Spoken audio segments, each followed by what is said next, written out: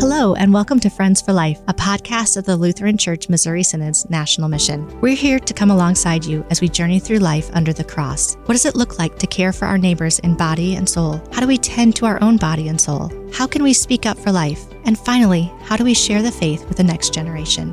Join us as we have these conversations and learn together. We hope you'll stick around and be our friends for life. Thanks so much for joining us. I'm your host, Steph Nuggebauer, here with my co-host, Deaconess Dr. Tiffany Manner, and our guest for today, Kelly Menke. When you think of first aid, you probably think of maybe Band-Aids, Neosporin, anything that might be in your medicine cabinet for urgent physical ailments of any kind. Well, today we'll be introduced to the concept of mental health first aid, which is arguably just as important to have close at hand. Kelly will be sharing with us the why and the how behind mental health first aid as we consider how we might better care for the mental health of those around us. Before we go much further, I'd like to share that the three of us are not licensed counselors or therapists. Our discussion today is from the perspective of church workers who care for our neighbors. Kelly, welcome. Would you please introduce yourself? Hi, thank you. I appreciate being able to be on here. I am the Health and Wellness Educator for Concordia Plans. I've been working with Concordia Plans for just a couple of years and able to pull in experience and life from the past 22 plus years as a military spouse, mother of three, and filling in roles of all aspects of health and wellness. So I'm pleased to be able to provide support and whatever else I can for church workers. Oh, Kelly, it's been a joy to get to know you. I think we met, you probably hadn't been with Concordia Plans all that long, and we've been able to work on a few projects together, and it's been fascinating to me to think about mental health and well-being. Early on in my career, I probably wasn't thinking about it much, and then I started serving the church and realized, God makes us completely that's body and soul, and that means He created our emotions. And oftentimes when people are talking about mental health, they're talking about what clinical providers might describe as emotional and behavioral health. And, it's really encouraging to me that, particularly throughout the church, that the stigma in talking about our mental health, our emotions and behaviors is starting to lessen. I mean, it's not completely gone, but having these opportunities to talk, with people like yourself, with Steph, I mean, that we're not professionals, but we care about our own mental health. We care about the people who God's given us in our lives, their mental health. And so we can have this conversation today and maybe break down some barriers and stigma around mental health in the church so that we're able to care for ourselves and others better than we might have been. So, Kelly, I'd love to hear your thoughts or your explanation about why care for mental health is important. Well, I think, first of all, you hit the nail on the head. Like, it encompasses so much in trying to reduce or eliminate that stigma of when we hear that term mental health, what things that brings to mind, concerns, whatever, but to look at it as an asset. Our mental health that we all have, again, is a God-given gift of how we relate to others, our resilience, how we think, we feel, we behave. So there's so much more to it than just the negative stigma that has kind of waxed and waned over the years. But again, the way that you stated it as well is we are created body, mind, and soul. And those areas of our life don't live independently. So we can't neglect our mental health and expect our physical, emotional, behavioral health to be healthy. And then that affects people in our lives, that affects how we relate to others, and then further care for ourselves. So looking at it from a holistic perspective, how can we not care for our mental health, I think is a more pressing question. It might be helpful to define terms, honestly, as much for me as for our listeners. What is meant by mental health? Can you clarify what that means? Absolutely. So looking at our health in general, it's kind of an overarching term where you look at our health, and even by definition from, say, World Health Organization, where it's not just living with the absence of infirmity. There's all of those different aspects that are pulled into that. So the same thing with mental health. We all have mental health. It's those different aspects of it that we need to pull out and differentiate. Are we in good mental health? Are we going through a mental challenge? Are we then crossing over into a true mental illness? And so really need to differentiate those terms like you stated. And we don't want to use them interchangeably. So that's where we're going to break that stigma as well, is not connecting those terms on a day-to-day basis.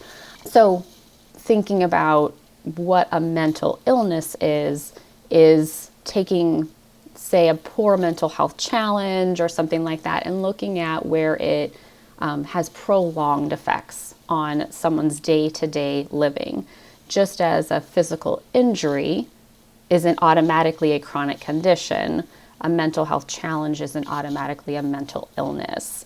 There's a differentiating line of diagnosis, treatment, things like that. But there's also always the hope of recovery. No matter where you find yourself on that spectrum of mental health challenge, mental illness, we always want to go back to that higher set point and thriving and functioning. And you said the word spectrum. Can you explain that a little bit more? What do you mean by that? Absolutely. Yeah, so again, we all have mental health, where we all want to start in that high functioning, positive, healthy mental health state. But we can all run into challenges of, we're feeling down every once in a while, things like that. The key is to kind of bouncing back, building resilience so that you get back to that. And then maybe further down the line, if we don't find those prevention strategies, if we haven't found that way to build resilience, is where then on, kind of the end of the spectrum is that a mental illness that becomes a little more chronic, needs deeper treatment, things like that. And then moving back through the spectrum, getting back into where there's those coping skills, there's support systems, there's things like that. Yeah. Yeah, so you're describing movement. And that was how one of my friends who's a psychologist was describing it too. Like, you're just always in one place. There's movement back and forth between mental health and well-being, illness, mental disorders, like you mentioned, the diagnosed mental disorders that, of course, a professional, a physician would make those diagnoses. And it's a blessing. God has given us so many gifts to care for mental disorders and illnesses. He's given us physicians and prescription medication, and therapists as well. And while I'm, we've already mentioned it, I'm not a licensed therapist or counselor, but I did pretty extensive research for my doctoral dissertation, which was focused on training programs for suicide prevention. And that was where I first encountered mental health first aid as a program, as a training that you can take. And, certainly a lot of other options for, the average person like myself, who's not a professional psychologist. Things like, Living Works or QPR, which is interesting. It intentionally rhymes with CPR, but just, the letter Q is traded out. So also drawing on that, the connection that we have with the physical health and well-being and training programs that people learn for CPR or first aid. There's things like Safe Talk, Sources of Strength, and these are all good training programs. And they're Lutherans who have taken all of them and found they've learned new skills. And the Lutheran Church Missouri Synod, in our health ministry, we've even created a distinctly Lutheran training that's focused on teachers and youth workers to help support the mental health and well-being of children and youth. And we can, provide in the show notes some links to that particular training program. But today we wanted to talk specifically about mental health first aid. And Kelly, you've got a greater depth of experience. I've taken it twice for my assessment in my dissertation process, but you have done a much deeper dive. So what can you tell us about mental health first aid? What exactly is it? Well, there are various levels, just like there are with CPR. Also, similar to, a physical CPR, you don't come out of it with, your doctorate in psychology or anything like that. It is truly meant to be that frontline support for a mental health challenge. Just like, if you see someone who falls and hurts themselves, you're providing that frontline physical health support. It covers the common signs and symptoms so that we can notice, that we can be aware of when someone might be experiencing a mental health challenge, anywhere from, anxiety, depression to substance abuse. So kind of being able to differentiate without diagnosing what might be going on and the best point to intervene and provide support. Giving some tools in our toolbox, just like the first aid kit with the Band-Aids and Neosporin, having those conversation starters, those tools to feel confident to have some tough conversations with others. That's the big part of the training, is to practice some of those tough conversations and observe those scenarios that you might encounter and not really know how to approach and be familiar. It provides action steps based off of the curriculum. It's ALGE is the acronym for it, where again you're kind of observing, being aware, knowing how to approach, listening non-judgmentally, giving information without advice. So some of those good listening skills that we can all kind of use when we're having conversations with others, specifically when we want to be de-escalating a situation and providing support, not our opinion, not this is what you should do kind of conversations. And then also knowing where we do have resources, where it does make sense to connect others to the next level of support. Because again, we're not clinicians, we're not the professionals, we're trying to close that gap between someone who is experiencing a challenge and where they can find the next best support area. What does training look like, Kelly? And what are some examples? I mean, you mentioned in broad sense of what you learn, but what are some examples of parts of the courses or specific tools even that participants are given?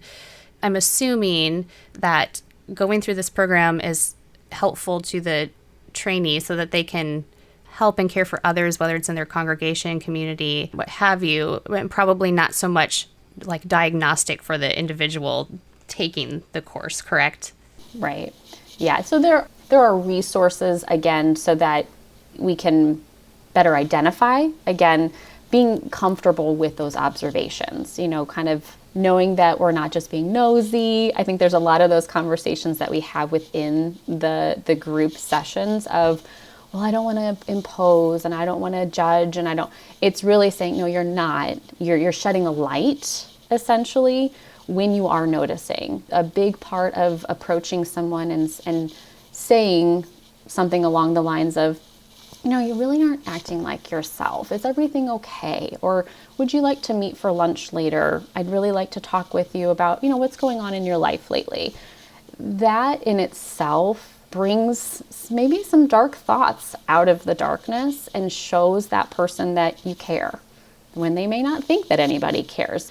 One thing about maybe going through any kind of a mental health challenge is it can be very isolating. And we don't want anyone to feel like they're alone in a struggle that they're going through. We're called to come alongside and to support and provide whatever love looks like in that situation.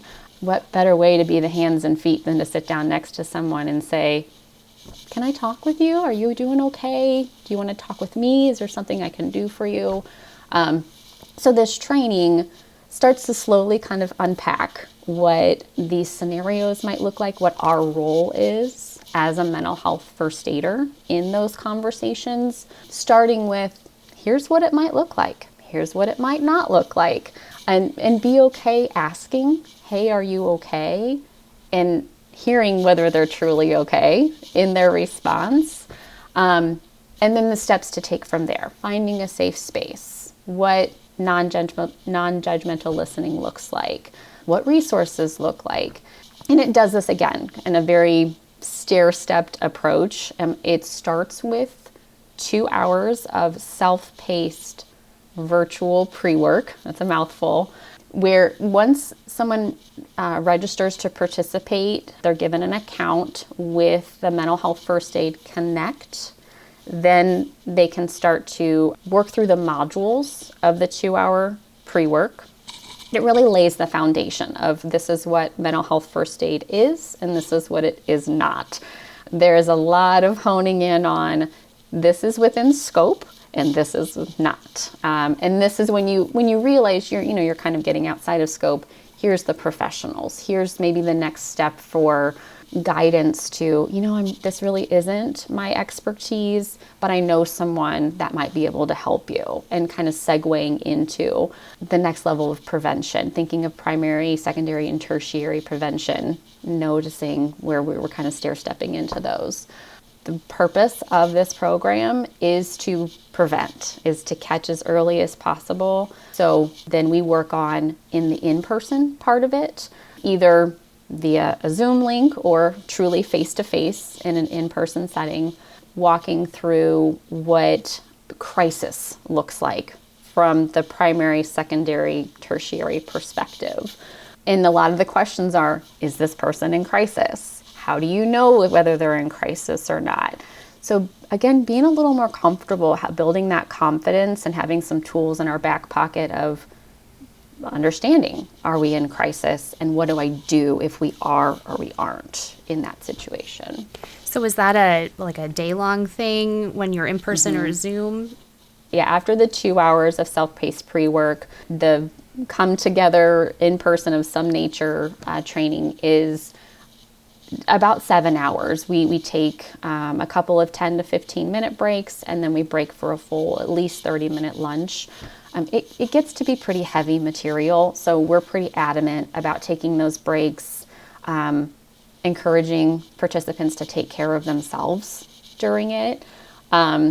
It's great to learn the skills, to know how to support others, but it's also very supportive of the participants. They become very self-aware of maybe things that they're challenged with, or thinking of family members, but then how to take care of themselves too. There's a big portion of it as well that is about their own care, either in general, as a daily practice, or after providing mental health first aid, kind of having someone they can debrief with and make sure that it's not something that they hold on to and carry a heavy burden about.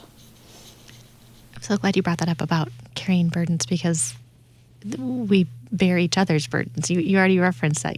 This is Galatians 6:2, where we come alongside brothers and sisters in Christ and bear burdens together. And of course, Jesus Christ is the ultimate burden bearer, who invites us to be yoked with him. And he says that his yoke is very easy and light, because he's the one who's borne all of our burdens and taken them to the cross and died and was resurrected for us. So that, is something that as Christians we can focus on. Now, the 2 times I completed mental health first aid training, it was really obvious to me that it was, purely secular program. It was not, there was no Christian theology, not specifically Lutheran theology. And, really that was a positive for me, because it means that our folks can have a direct connection with their pastors, with their Lutheran pastors, to get the theology to accompany the training. So it doesn't mean that our support of mental health training is separated from theology, but it allows us as Lutherans to really bring to bear our distinct Lutheran theology and our emphasis on the gospel to restore hope. So that is pretty nice, and it means that a lot of people can access this. They don't have to have some basic understanding of psychology or the Bible or anything. But I think it would be good to hear directly from you about who should take this training and why it would be important for others to get trained. I would love everybody to be trained, and I know that's not realistic, but specifically in the area of church worker support, I don't want to use the word obligation, but I think we all find ourselves in the environment to support others. So if you have questions about, hey, I know somebody and I didn't quite know how to talk to them, or I myself could use this information just to know what the opportunities are, truly, if you're interested, get trained. For what the Concordia Plans in the Missouri district is offering, it is to truly any of our Lutheran Church Missouri Synod church workers, lay workers, pastors who are interested, that's what we're here for. We have 2 more trainings available for 2024. They're actually filling up fast, so I'm excited about that. That are going to be, they're 100% in person for that 7 hours of training starting in 2025, because currently it's just myself and Reverend Marty Haas who are trained as facilitators for specifically the Lutheran Church Missouri Synod. So we're trying to keep our own mental health under under a healthy umbrella.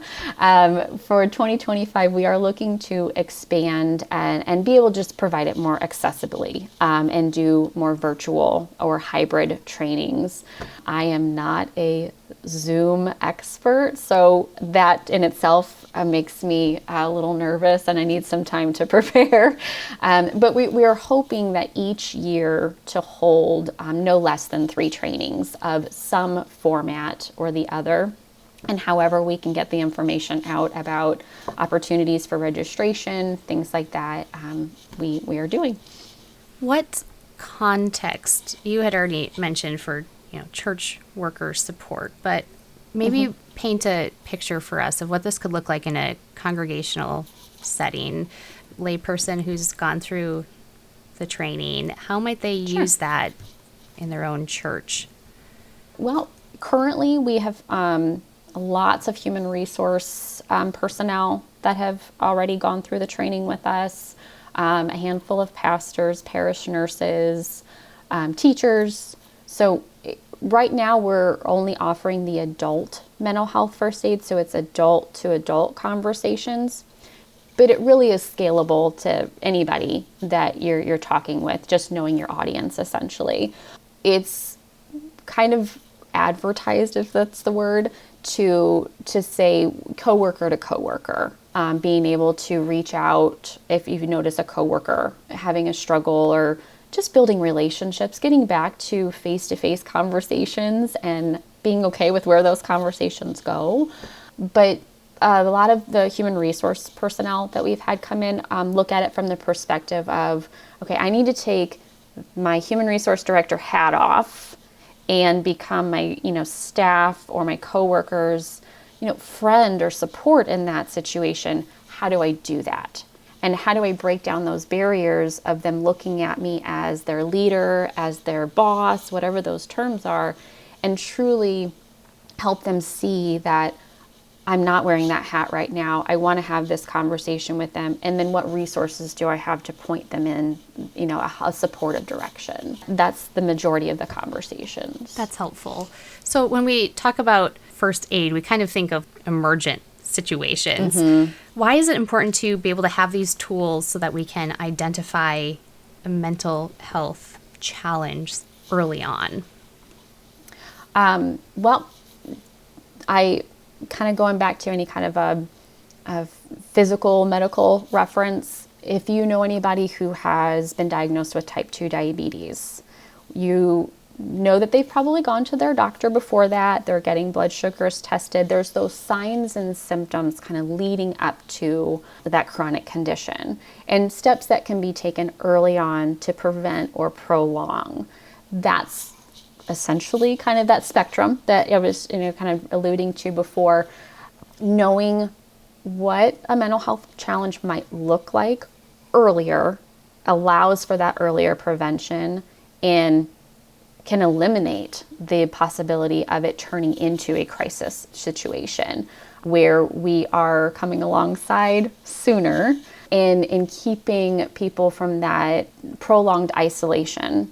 Again, shedding that light on those attacks from the enemy, those negative conversations that happen in our head sometimes, and we feel like we're all alone in that. That can escalate fairly quickly, and we're looking for help, support in the wrong areas, and can lead us down some really dangerous paths. So trying to avoid as much as possible any kind of substance abuse, thoughts of suicide, things of those natures. That's where we want to prevent anyone from getting to that point. So first of all, it takes observing and being aware and comfortable with having those early conversations. And then early intervention is key to preventing that escalation to a crisis situation. Yeah, absolutely. That's so important. And we've talked throughout this conversation, and now as we wrap up, as we think about other things that are crucially important, we mentioned how the gospel is so important for the church, for Christians, and that is something that we extend to people by caring for mental health, and to be prepared in advance of that, so that you're not caught off guard when you're with someone you think, they might be having a mental health challenge. This care for people in both body and soul has always been a way of sharing Christ's love and mercy with our neighbors. And that is our mission, right? That's the church's mission, to proclaim Christ to the people around us. So that's something for us to consider.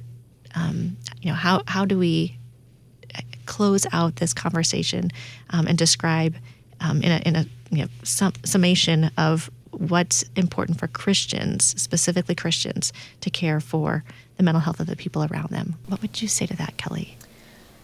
I think of the story of the Good Samaritan, and who's my neighbor? Who do I consider my neighbor?